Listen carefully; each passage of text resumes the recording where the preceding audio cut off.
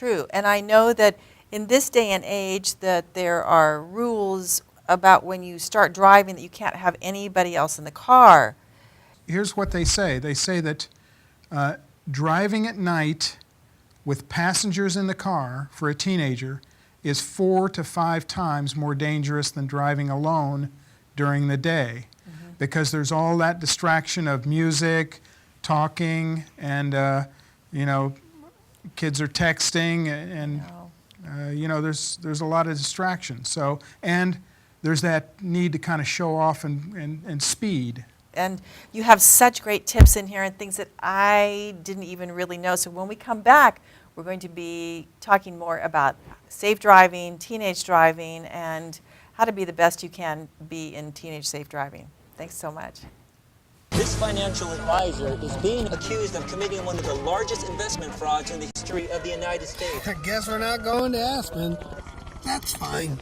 You see, I like tennis balls. He likes insider trading. So he's going to jail and I'm going to a shelter. And no, they're not the same thing. Shelters are for good pets that want to be adopted. Jails are for criminals. I've done nothing. Uh-oh. Okay, I stole a cheeseburger once. On my dog. Welcome back to Family Focus with this very special guest today, Charlie Powell, who did this amazing video called Passing the Written DMV Test. And we're going to take some moments and see some clips from this incredible video. As you drive, you'll encounter a variety of signs and signal lights.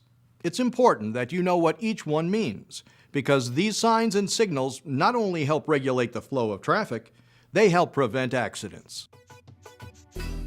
For the most part, traffic signs are made easy to understand, using their color, shape, and easily recognizable symbols. For example, stop, yield, school zone, and one-way traffic signs all have a unique shape.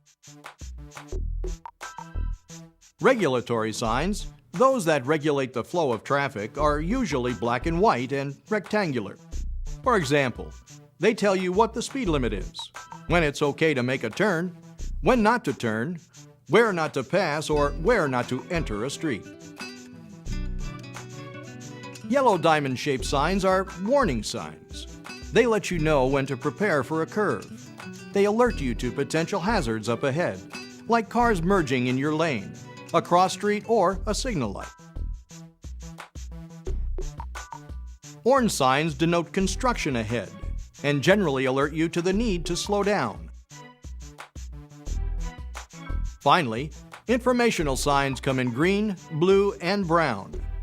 They tell you where to get services, where there are points of special interest, and how far to important destinations.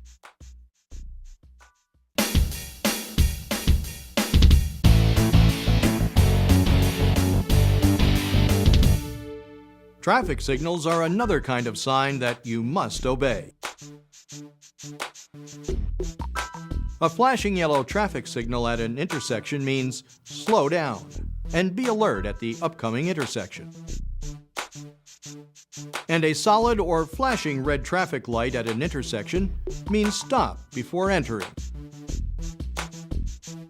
If you're approaching an intersection when the signal light turns yellow, you should stop before entering the intersection if you can do so safely. When the traffic light turns green, you may proceed immediately, but yield to any vehicle or person still in the intersection. And even if you have a green light, stay out of the intersection until traffic clears. That's also true during rush hour, when traffic often comes to a stop in an intersection. Keep in mind that blocking an intersection is not permitted at any time.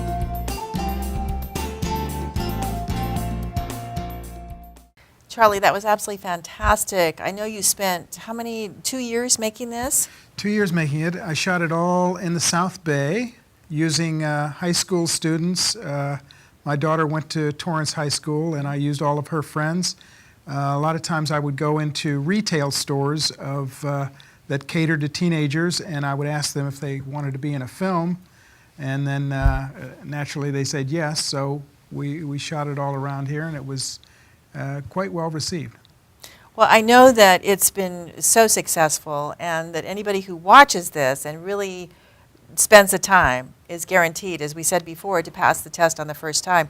How many people who don't see this and actually read that big manual and then struggle through it and then take the test, how many people fail it on the first time around? Well, according to the LA Times, their headline was, "Skip the book, watch the film." This is great. And they found that 50% of first-time takers, English speakers, fail the test the first time.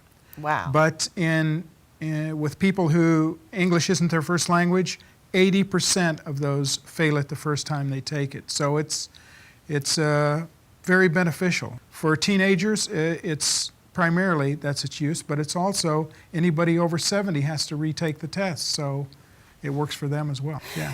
Let's go through some scenarios for teenagers in safe driving. Say that your friend is driving and you're a passenger, and your friend is speeding, and you don't want to go with them again. I think the most important thing for teenagers is there's a lot of peer pressure to do a lot of things, and not only get in a car when somebody's drinking, but drugs and a whole host of issues. The most important thing for teens is to realize you have an identity, your own self-worth, Right. and that you can think up the answer before they ask the question. So you know ahead of time whether you're going to get into a car with a drunk driver, pre-think what you're going to say when a given situation comes up. That's the most important aspect. Right. Going back to the statistics, I know we were discussing that there are more teenagers killed in automobile accidents than even in the wars. Right. So, well, when I did this teen safe driving seminar at Torrance and Santa Monica, I did a little research, and I found that in 7 years of fighting in Iraq, 4,400 troops have been killed. That's 4,400 troops have been killed. And that's in 7 years. But in 1 year, 6,000 teenagers die on the road every year. So it's a huge staggering. number. It's staggering. And if you took that out to what the war in Iraq was, which is 7 years, that would be 42,000 teenagers die on America's highways. And if you take it even further, it's not just teenagers, it's adults too. So that figure would be 168,000 Americans die in 7 years on our freeway. And if you think of, when you get into a plane, you think, oh boy, I'm anxious. You know, is this thing going to take off? And you're looking out the window, you're all scared. Well, air travel is relatively safe.